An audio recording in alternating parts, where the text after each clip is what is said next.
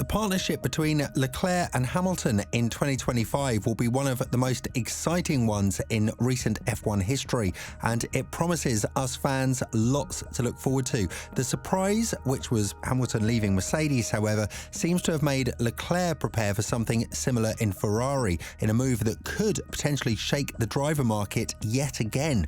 What would this mean for Hamilton and Ferrari, and is this something potentially very serious, or will it all be water under the bridge? Only scoring one win in 2023 was a disappointment for Ferrari after it had come out of the traps fastest in 2022. With a totally revamped car that has been designed to offer a more user-friendly experience for its drivers, the Red Team is targeting a big year as it seeks to transition into the Lewis Hamilton era on the front foot. Last season, Ferrari swiftly abandoned its bulky bathtub side pods, but was constrained in adopting a downwashing configuration due to infrastructure limitations. With a brand new car, they now have the freedom to pursue the design trend without such constraints, embracing current design trends. However, rather than merely mimicking Red Bull's approach, Ferrari has infused its own unique elements in hopes of distinguishing itself from past championship winners. The transformation begins at the front with a wider nose, complemented by a shorter crash structure from last season. The central section of the front wing main plane, shaped like a spoon, facilitates airflow under the nose, preventing stagnation. Notably, changes to the front wing design suggest the removal of outwashing brackets, indicating a departure from previous strategies. Ferrari remains committed to its push rod front suspension and pull rod rear elements, seemingly unperturbed by any potential drawbacks in rear spring packaging. Minor adjustments to aerodynamic shrouding around the suspension elements optimize axial movement at the front. The most significant change is evident in the side pod packaging, enabled by Ferrari repositioning the lowest side impact spar. Previously housed within the side pod, this spar caused a distinct bulge in the outer surface, but it's now integrated into the floor body, allowing for a more open undercut below the inlet. This is, like many of the inlet geometries seen over previous launches, undoubtedly influenced by the protruding lower lip design first produced by Red Bull. But of curiosity is a smaller inlet positioned below this lip. This is a narrow vertical slot that allows the aerodynamicist to keep the other inlets as small as possible to produce the requisite cooling. This builds into Ferrari's undercut, which, like the Aston Martin revealed on Monday, leaves much of the side pod's lower surface exposed. Here, the air is channeled into a neat sweep around the side pods that should keep the distance it has to travel down, limiting the effects of separation due to air particles encountering friction. Alongside the changes to the internal infrastructure, Ferrari has also produced a top surface channel to enhance the passage of airflow to the top of the floor. This builds into a tightly sculpted rear end, a classic Coke bottle section prevalent in this area that should assist the floor performance and supply cleaner air to the beam wing. Although the car looks very pretty, looks don't decide world titles, on-track performance does. Ferrari managed to grind out one race win over 2023, but only on a day when Red Bull had barely turned up, and this isn't good enough for a team hoping to bring its title dry spell to an end. Improvements over 2023 introduced more predictability into the SF23 package, and Ferrari will strive for further progress in this area. We have taken on board what the drivers told us and turned those ideas into engineering reality, with the aim of giving them a car that's easier to drive and therefore easier to get the most out of and push it to its limits, Cardile explained. We did not set ourselves any design constraints other than that of delivering a strong and honest racing car which can reproduce on the racetrack what we have seen in the wind tunnel. If that's how Ferrari has managed to cut it with its new car, then it could be a somewhat exciting time for those in the F1 circus enrobed in scarlet.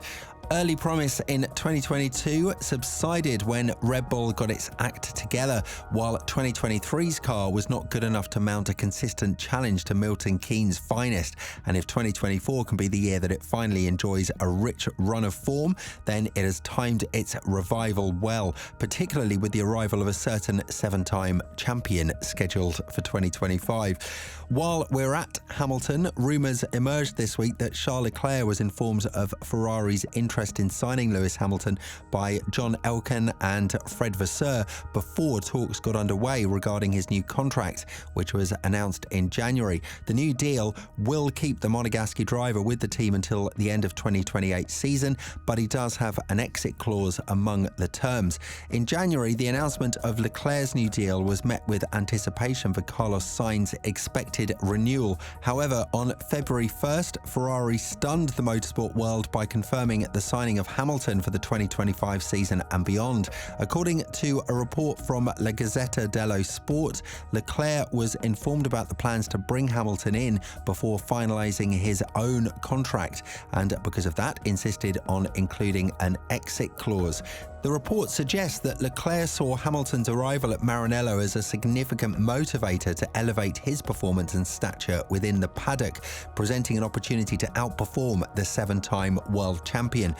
Similar to Hamilton, the 26-year-old Leclerc has a clause allowing him to terminate his contract in 2026 if development doesn't meet expectations. However, he also trusts that Hamilton's presence will contribute to Ferrari's development, given the 39-year-old's extensive experience with championship-winning teams. And while there is an understandable buzz of excitement ahead of Hamilton's arrival in 2025, Leclerc and teammate Sainz will be laser-focused on the upcoming campaign as Ferrari look to hunt down reigning champions Red Bull and add to their collection of 1 victory and 7 pole positions acquired last year.